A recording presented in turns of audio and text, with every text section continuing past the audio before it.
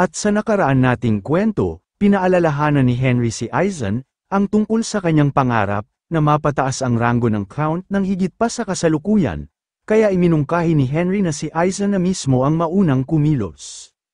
Pinaliwanag ni Henry na iaalok nila sa emperador ang ideya na magkaroon ng pagpili para sa susunod na Grand Marquis.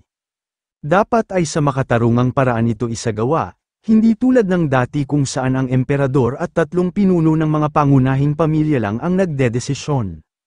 Nagbigay si Henry ng bagong mungkahi kay Aizen, isang makabagong paraan para makuha ang atensyon ni Emperor Jackson. Napahinto at ngumiti si Henry, at sinabi ang kanyang ideya ay magkaroon ng isang marangal na duelo sa pagitan ng mga maharlika. Napakrus ng braso si Count Aizen sa mungkahi ni Henry, napagtanto niya na kung ang 3 pangunahing pamilya ay gustong magpasikat sa emperador, at para kay Aizen hindi masama ang ideya ni Henry. Ipinatong ni Henry ang kanyang kamay sa dibdib at hiniling kay Count Aizen na personal siyang maisali sa laban. Gulat na gulat si Aizen at tinanong kung bakit gusto niyang sumali. Tiniyak ni Henry na sa mga oras na ganito, mas nagniningning ang tagumpay kapag nakikilahok ang isang basalyong tulad niya na mas magiging kapaki-pakinabang sa labanan, at lalo't mas magiging makasaysayan ang tagumpay kung siya mismo ang lalahok sa halip na direktang miyembro ng pamilya. Namangha si Aizen sa tapang ni Henry, at sumang-ayon siya, sinabi pa niyang maaasahan si Henry at tila hawak na nila sa kamay ang titulong Marquis. Tumayo si Henry mula sa lamesa at sinabing may mga bagay pa siyang kailangang tapusin. Sa puntong yun, tiwala na si Aizen sa politika ng kanilang kasunduan, pinayagan niyang umalis si Henry at sinabihan siyang gamitin ang kanyang pangalan ng may pagmamalaki kung may problema. Dahil doon, pumikit at yumuko si Henry bilang paggalang, at tinawag siya ng Count na mapagkakatiwalaang lingkod. Pagkatapos, tumalikod na si Henry upang umalis, habang paalis kumaway pa si Aizen sa kanya na may maliwanag na kalooban. Sa isip ni Henry, ang mga dating kaaway ay naging tapat na kakampi. Matapos ang ilang sandali, sa pamamagitan ng mahika ng teleportation, agad siyang lumitaw sa nayo ng Momont. Napatingin siya sa paligid, at napagtanto na ito nga ang lugar na kailangan niyang puntahan para hanapin si matandang Hansen. Maya-maya, nakita niya ang matandang lalaki na nakatira sa gilid ng nayon, kahit paano niya tignan, mukhang kainahinala ang bahay. Lumapit si Henry sa matanda, at sinabi ang susing salita na nais lamang niyang uminom ng maalat na tubig.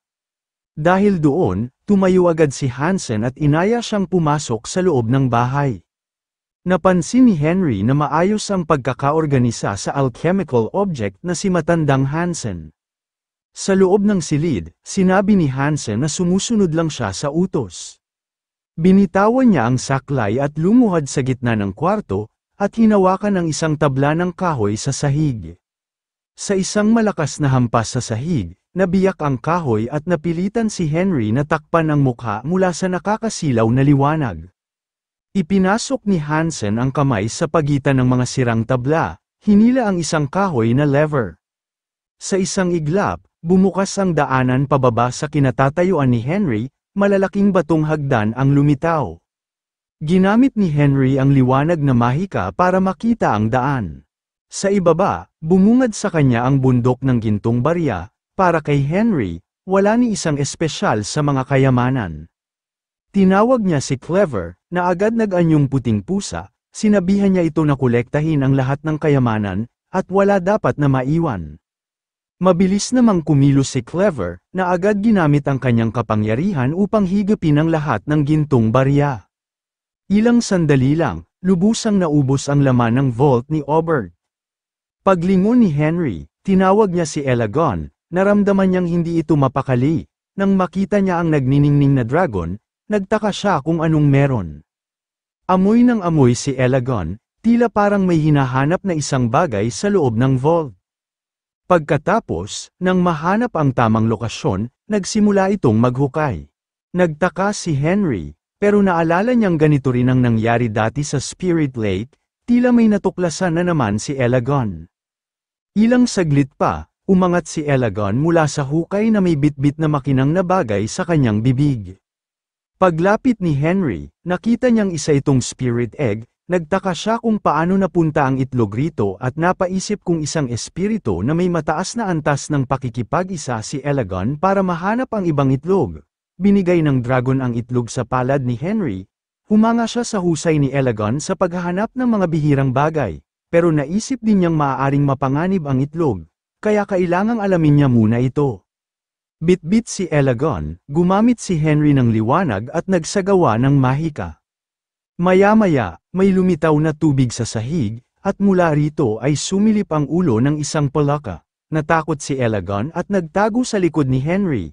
Habang binati naman ni Henry ang palakang tinatawag na Scar, samantala, tinanong ni Scar kung bakit ang tagal nang hindi siya tinawag ni Henry, dahil naiinip na raw siya, pero sagot ni Henry, may mas mahalagang bagay silang kailangang pag-usapan muna, at tinanong niya si Scar kung may alam ba ito tungkol sa bagay na hawak niya. Medyo matagal bago nakasagot si Scar, pero sigurado siyang ang hawak ni Henry ay isang spirit egg. Naging matindi ang pinakitang murderous aura ni Henry at Elegon, dahil hindi sila nasiyahan sa sagot ng palaka, dahilan para agad na matakot si Scar. Iniunat ni Henry ang kamay malapit kay Scar, isang kumikinang na kulay itim na itlog. Nang makita niya ito ng malinaw, pinaliwanag ito ng maayos ni Scar na hindi raw malinaw kung saan ito nagmula, at hindi ito galing sa mundo ng tao o sa natural na mundo. May biglang pumasok na ideya kay Henry, baka may kaugnayan ang itlog sa pinanggalingan ni Scar. Tila nakuha agad ni Scar ang iniisip ni Henry at kinumpirma na posibleng ang mula yun sa parehong lugar kung saan siya nagmula.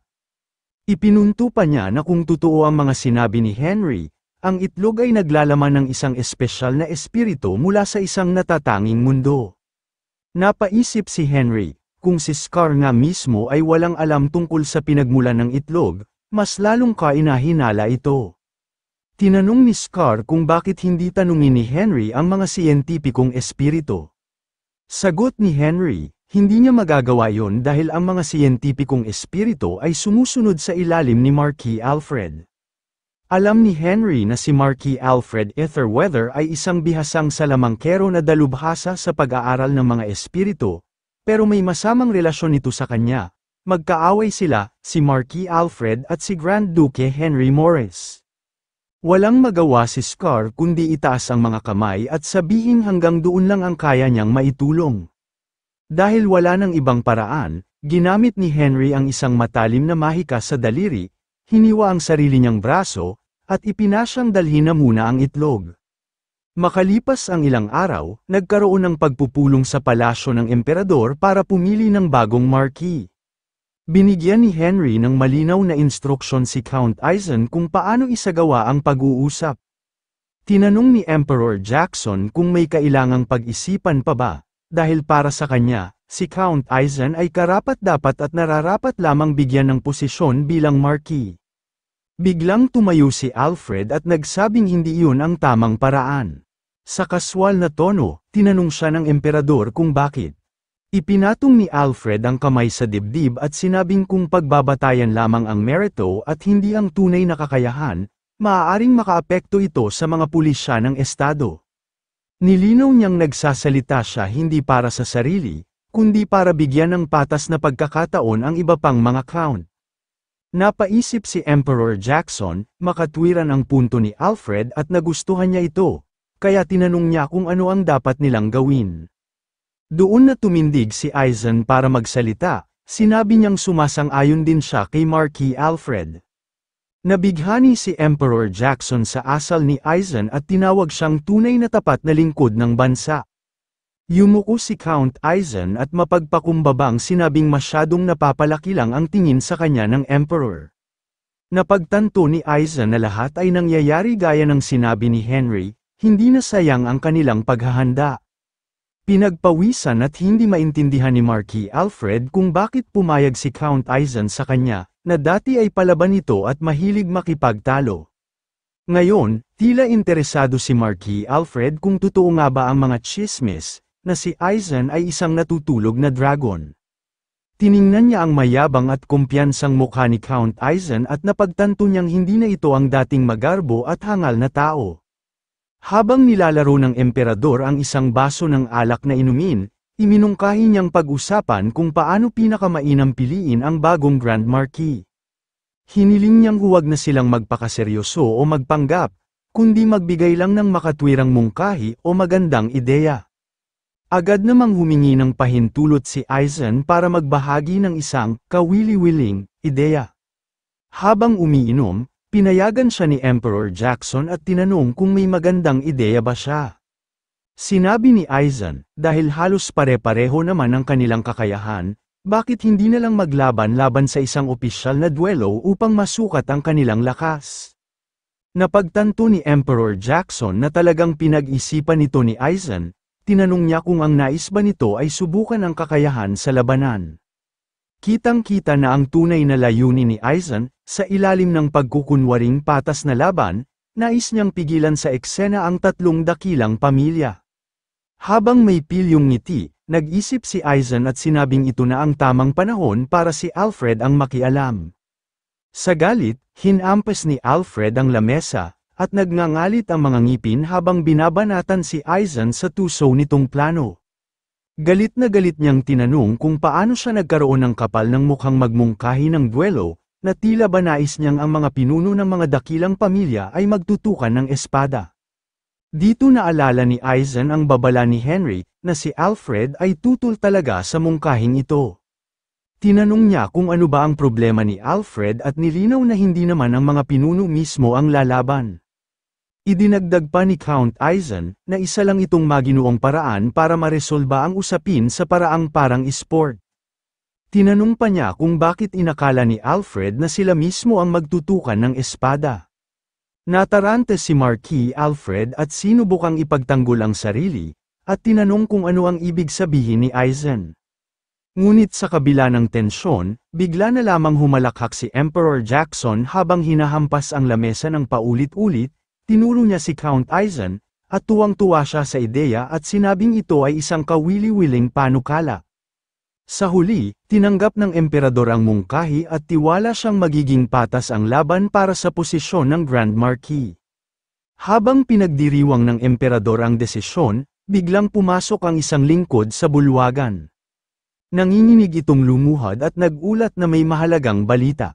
Tumayo ang emperador mula sa kanyang kinauupuan, litong-lito, at tinanong kung may nangyari bang pag-aalsa. Patuloy pa rin sa panginginig ng katawan ng sundalo, at sinabi na isang paghihimagsik ang sumiklab sa disyerto na kaharian ng Shahatra, at ang kabisera ay napabagsak at nasakop. Dagdag pa niya na tanging ang pamilya ng hari at ilang opisyal lamang ang nakalikas. Sa matinding galit, ibinato ng emperador ang kanyang baso sa pader at sumigaw na puro maduduming mangmang ang mga taga-Shahatra. Hindi niya matanggap na siya ay tinraidor, pagkatapos ng lahat ng ginawa niya para sa kanila. Umupo siyang muli, ipinikit ang mga mata, at nagsimulang mag-isip kung anong hakbang ang dapat niyang gawin. Lumingon si Count Aizen kay Emperor Jackson upang mag-alok ng solusyon sa problema. Ngunit siya'y naunahan ng batang duke na may tiwala sa kanyang mungkahi, ipinatong nito ang kamay sa mesa bilang tanda ng kumpiyansa. Sinabi ng duke, paano kung ipadala nila ang mga count na narito upang sugpuin ang rebelyon sa Shahatra? Paalala niya na plano rin naman ng emperador na subukin ang kanilang kakayahan sa mga duelo. Agad namang naisip ito ng emperador habang nakangiti, na maganda ang mungkahi niya. Tinanong ng duke kung ano ba ang iniisip ng emperador, sapagkat kung layunin nga ay makita ang husay ng mga count, magagawa ito sa ganitong paraan. Pumayag si Emperor Jackson at sinabing mainam nga na ipadala sila sa digmaan. Nilinaw pa ng duke na bawat count ay dapat bumuo ng sarili nilang punitive force, isang pangkat ng mga mandirigma upang lumaban. Tuwang-tuwa ang emperador at sinabi na yan talaga ang inaasahan niya sa duke, na laging tama. Ngunit ang desisyong ito ay labis na hindi ikinatuwa ng ibang miyembro ng tatlong dakilang pamilya, galit na galit sila sa duke. Naalala naman ni Count Aizen ang sinabi ni Henry, na kung may bagay na hindi ayon sa plano, kailangang sabihing direkta na gagawin niya ito kahit anong mangyari. Kaya't naisip niyang ang kailangan na lang niyang gawin ay sumang-ayon. Sa sandaling yun, nagsalita si Count Aizen at humarap kay Emperor Jackson, tiniyak niya na gagawin niya ang lahat ng makakaya upang sugpuin ang rebelyon. Hindi makapaniwala si Marquis Alfred sa naging desisyon ni Aizen, na pakunot ang kanyang noo, sapagkat malinaw na may ibang plano si Aizen. Samantala, itinuro ng emperador ang mga count at iniutos na agad silang magtungo sa Shahatra sa lalong madaling panahon. Wala nang nagawa ang mga count kundi yumuko at sundin ang kautusan ni Emperador Jackson. Pagkaalis, agad na pinuntahan ni Count Aizen si Henry at nag-aalalang sinabi na sinira ng rebelyon ang halos tagumpay na nilang plano. Ngunit huminto sa pag-iisip si Henry, sapagkat alam niyang masyado pang maaga para mawalan ng pag-asa. Sa halip, buong tiwala niyang sinabi kay Aizen na huwag siyang masyadong mag-alala. Ngunit hindi pa rin mapakali si Aizen, kaya tiniyak ni Henry na ngayong muling naantala ang mga bagay-bagay, siya na mismo ang mag-aayos ng lahat. Bagamat nabuhayan ng loob, nais pa ring malaman ni Aizen, at tinanong kung kaya ba talaga ni Henry ang ayusin ito. Yumuko si Henry bilang pagtitiyak at sinabi niyang kailangan niya itong magawa. Tinanong niya si Aizen kung maaari nitong ipaliwanag ang kakayahan ng iba pang mga count. Pumayag si Aizen habang umaasang magiging matagumpay ang solusyon ni Henry sa problema. Madali lang ang paliwanag ni Aizen, ang Commander-in-Chief ng Spear Unit ay si Count Eiji, samantalang ang mga archer ay pinamumunuan ni Count Falcon at ni Aizen mismo. At ang tatlong count na ito ay may mahahalagang posisyon sa Imperial Army. Matapos makinig, binigyang diin ni Henry ang natatanging kondisyon sa disyerto ng Shahatra. Idinagdag niya na ang tamang estratehiya ay nangangailangan din ng pagsasaalang-alang sa lakas ng Shonan family. At kalaunan, nakuha ni Henry ang lahat ng impormasyon tungkol sa mga puwersang militar ng Shonan, tulad ng mga rasyon, armas at iba pa. Samantala, lubos ang tiwala ni Aizen kay Henry at ipinagkatiwala sa kanya ang lahat ng kanyang mga sundalo. Sa huli, sinabi ni Henry na dahil ang Shahatra ay nasa disyerto, siya na mismo ang baalang maghanda ng lahat. Pumayag si Aizen at nilinaw na sa kanya na niya ipinagkakatiwala ang buong misyon. Sa puntong yun, lihim na nasisiyahan si Henry dahil ang lahat ay naaayon sa kanyang plano. Pinagdiinan niya ang kanyang kamao na tila may pulang apoy na lumalagablab mula sa kanyang enerhiya, masaya siyang dumating na rin ang oras para gamitin ang kanyang kapangyarihan. Sa parehong sandali, itinaas ni Henry ang kanyang kamay at inactivate ang teleportation magic, at agad siyang napalibutan ng mga kulay puting kidlat. Nang gabing yun, si Henry ay nasa Vivaldina, kasama sina Van at Hagler. Naglakbay sila patungo sa isang bayan ng mga panday na tinatawag na Musho, ang lungsod ng mga manggagawa. Gamit muli ang teleportation magic, lumipat sila ng lugar sa ibang lokasyon ng Musho. Ipinakita ni Henry ang isang malaki at mainit na estruktura sa tabi ng ilog. Tumayo sila sa gitna ng estrukturang ito, kung saan sila dinala ng magic circle at unti-unting nagsimula at lumitaw ang kanilang mga katawan. Habang nakatitig si Hagler sa disenyo ng may pagtataka, sinabi ni Henry na ang kagamitang kailangang i-adjust ngayon ay hindi simpleng bagay. Idinagdag pa niya, ang isang suppression operation ay nangangailangan ng maliit na unit na kikilos ng hiwalay sa regular na hukbo ng Shonan, kaya't mahalaga ang kagamitan para sa kanila. Napangisi si Ban ng may pagkainis at nagtanong, kung ano ang kinalaman ng maliit na puwersa sa kagamitan. Ngunit nagsimulang tumawa si Henry, plano niyang gamitin ang mga Colt Irons para gawin ang kanyang kagamitan. Nagulat ang mga tauhan niya, dahil alam nilang napakahalaga ng Colt Irons at napakabihira lang nito. Ibinahagi ni Henry na nakakuha siya ng malaking halaga ng Colt Iron na ipinagbawal ang pamamahagi dahil sa taglay nitong magic enhancement. Plano ni Henry na punuin ang kanyang kagamitan ng Colt Irons upang makasiguro ng suporta ng mahika. Habang nakatingin sa ibaba sa mga istruktura, alam ni Henry na marunong magtago ng sikreto ang mga taga-Mushu. Para sa kanya, perpekto ang lugar na ito para gumawa ng kagamitan gamit ang Colt Irons. Bukod pa rito, narito rin si Gorba Vulcanes, at kumpiyansa si Henry na nanalo si Gorba ng 5 sunod na beses sa Craftsman Festival, at kakayanin niya ang ganitong klaseng sensitibong metal. Nakarating sila sa tamang lugar sa pamamagitan ng teleportation. Kasama ang kanyang mga kasamahan, nagtungo si Henry sa entrada ng lungsod. Ngunit nagtanong si Van kung tunay bang ipagkakatiwala ni Henry ang trabaho sa masungit na si Mayor Vulcanes, na sinasabing may dugo ng duwende dahil sa kanyang husay at ugali. Naniniwala si Henry na kung may nararapat pagkatiwalaan ng ganitong trabaho, ito'y dapat ang pinakamahusay na panday. Dito naalala ni Hagler kung sino ang tinutukoy ni Henry at nagulat siya, nagtanong kung ang tinutukoy ba nila ay si Gorba ang alkalde ng lungsod. Habang papalapit sila sa tagapagbantay, sinabi ni Henry na narito sila upang makipagkita kay Ginoong Vulcanes at tinanong kung naroon siya. Sa di kalayuan, nakaalerto na si Hagler, agad nagbago ang ekspresyon ng tagabantay nang makita si Henry, at nagbigay galang ito sa dakilang pamilyang Shonan, ngunit ipinaalam niya rin na hindi maaaring makita ni Henry ang mayor dahil sa kadahilanang pangkalusugan. Hindi makapaniwala si Henry na may sakit si Vulcanes na kasing tigas ng bakal.